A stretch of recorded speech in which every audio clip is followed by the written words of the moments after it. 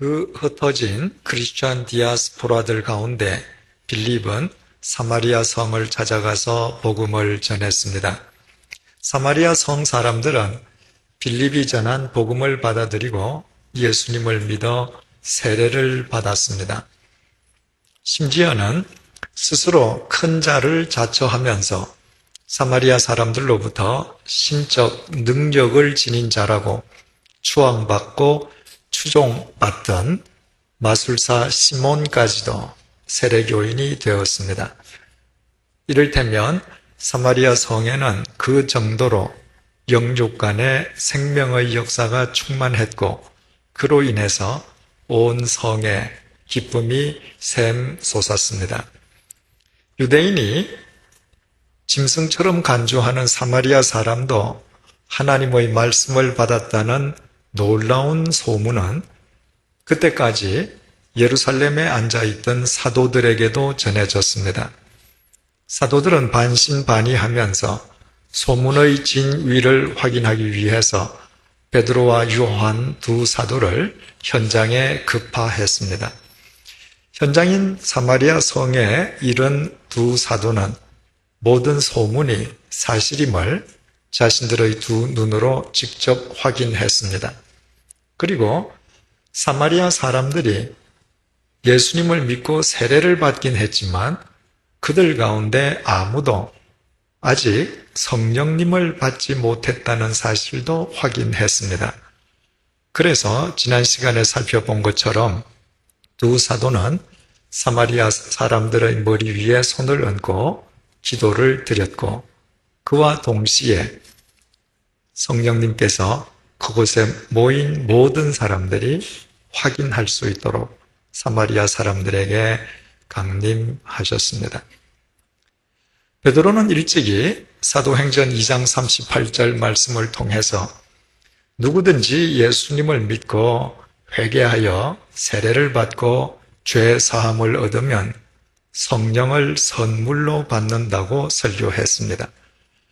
사도행전 10장에 의하면 이방인이었던 고넬료의 경우에는 그 집에 모여 있는 사람들이 회개하지도 않았고 세례를 받지도 않았는데 단지 하나님의 말씀을 듣다가 모두 성령을 받았음을 전해주고 있습니다.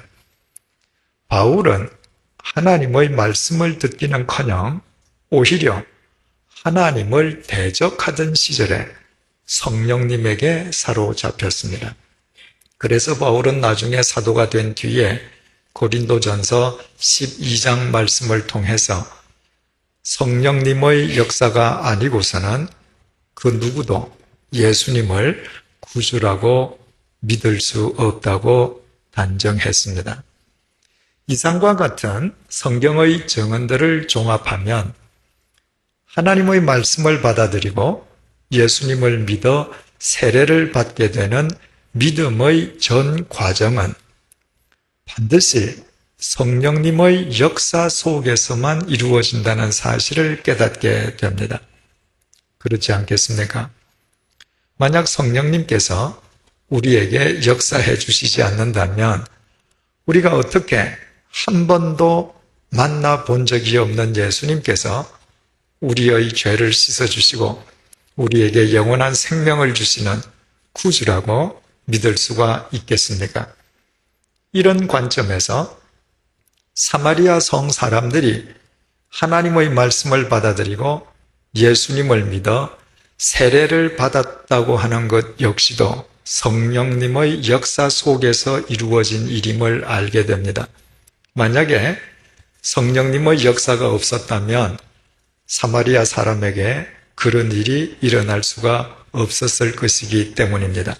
그럼에도 불구하고 베드로와 요한 두 사도가 보기에 사마리아 사람 가운데에 그 누구도 성령님을 받지 않은 것처럼 보인 것, 그 자체도 역시 성령님의 역사였습니다. 다시 말씀드리면 성령님께서 사마리아 사람들이 하나님의 말씀을 받아들이고 예수님을 믿어 세례를 받도록 역사하시면서도 그것이 성령님의 역사인 것처럼 보이지 않게 하신 것 자체가 성령님의 특별하신 역사였던 것입니다.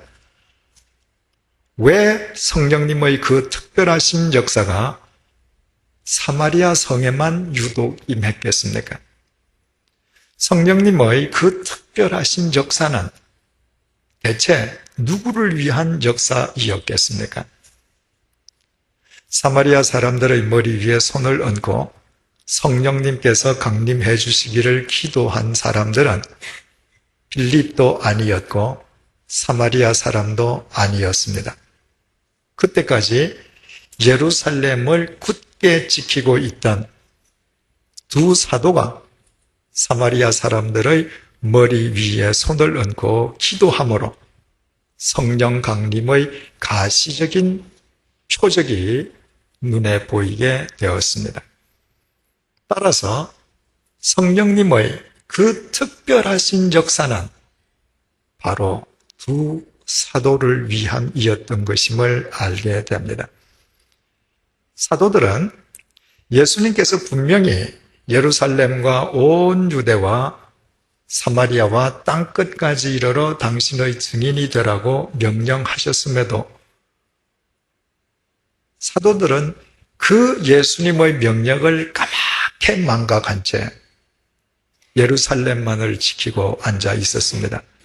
3주 전에 우리가 깊이 살펴본 것처럼 주님께서는 스데반의 순교로 인해 촉발된 대박해를 통해 사도들을 예루살렘 너머로 흩으시려고 하셨습니다.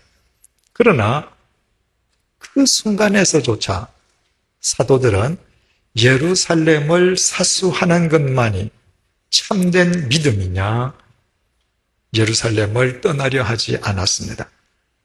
마침내 주님께서는 빌립을 도구 삼아 사마리아를 복음화시키신 뒤에 그곳으로 두 사도를 보내어 그들이 기도할 때 성령 강림의 가시적 표적이 이루어지도록 하셨습니다. 두 사도로 하여금 사마리아 사람에게도 성령님께서 강림하신다는 사실을, 사마리아 사람도 하나님께서 선택하신 하나님의 자녀들임을 사도들로 하여금 분명하게 깨닫게 해주심으로 그들을 사마리아를 넘어 이방 세계 속으로 향하게 해주시기 위함이었습니다. 그렇다면 사마리아에서 그 특별한 성령님의 역사를 체험한 사도들은 사마리아의 경험을 발판 삼아 그때부터 자신들의 삶의 방향을 이방 세계로 돌렸어야만 했습니다. 하지만 오늘 본문 25절은 정반대의 사실을 전해주고 있습니다. 두 사도가 주의 말씀을 증언하여 말한 후 예루살렘으로 돌아갈새 사마리아인의 여러 마을에서 복음을 전하니라. 두 사도는 그냥 예루살렘으로 돌아가 버리고 말았습니다. 그들이 한 것이라곤 예루살렘으로 돌아가는 길에 위치한 사마리아 사람들의 마을에서 복음을 전한 것뿐이었습니다. 사마리아에서의 성령님의 특별한 역사로 인해서 사마리아 사람들에게 복음을 전하는 데에는 더 이상 거부감이 없었지만, 그러나 그 경험을 발판으로 이방 세계로 나아가야 된다는 생각은 전혀 하지 않았습니다. 주님께서 사도들을 사마리아로 부르시고 사마리아에서 특별한 경험을 하게 하신 것은 사도들을 이방 세계로 향할 수 있도록 그들에게 새로운 기회를 주시기 위함이었습니다. 하지만 사도들은 주님께서 주신 기회의 의미를 전혀 깨달으려 하지 않았습니다. 사도행전 8장에 이어서 사도행전 9장에서 주님께서 바울을 이방인을 위한 당신의 도구로 다시 선택할 수밖에 없으셨던 까닭을 우리는 알게 됩니다.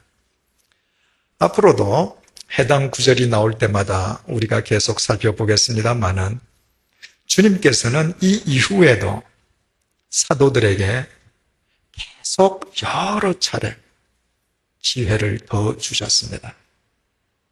그렇지만 사도들은 끝내 그 기회의 의미를 생각하려 하지 않았습니다. 그것이 히브리파 유대인 사도들의 한계였습니다. 그리고 이미 말씀드린 바와 같이 사도행전 15장 이후부터 사도행전 카메라의 초점은 히브리파 유대인 사도들을 떠나 아예 바울에게만 집중됩니다. 만약에 베드로를 위시한 사도들이 주님께서 그들에게 주셨던 새로운 기회의 의미를 바르게 깨달았던들, 그리고 깨달은 바를 실천했던들, 사도행전의 내용은 우리가 아는 것과는 전혀 다르게 전개되었을 것입니다. 사도행전 내용 전체를 놓고 우리가 얻을 수 있는 가장 큰 교훈 중의 하나는 주님께서 당신의 직계 제자들이었던 사도들에게 이방 선교의 촛대를 맡겨주셨지만, 그러나 그 이방 선교의 촛대는 사도들보다 훨씬 뒤에 부르심을 받은 바울에게로 옮겨갔다는 것입니다. 요한계시록 2장 4절에서 5절은 에베소 교회에 대한 주님의 질책 내용을 전해줍니다. 그러나 너를 책망할 것이 있나니 너의 처음 사랑을 버렸느니라. 그러므로 어디서 떨어졌는지 생각하고 회개하여 처음 행위를 가지라. 만일 그리하지 아니하고 회개하지 아니하면 내가 네게 가서 네 촛대를 그 자리에서 옮기리라. 주님께서는 당신의 특별하신 섭리를 위해서 특별히 선택하신 특정 집단이나 특정 개인에게 당신의 촛대를 맡기십니다. 촛대는 빛을 드러내는 기구로서 빛이신 예수 그리스도 당신의 상징입니다. 그러나 촛대를 맡은 자가 주님의 촛대를 맡은 것을 자랑만 할 뿐 주님의 뜻을 행하려 하지 아니할 때 주님께서는 그 촛대를 다른 사람에게 옮기십니다.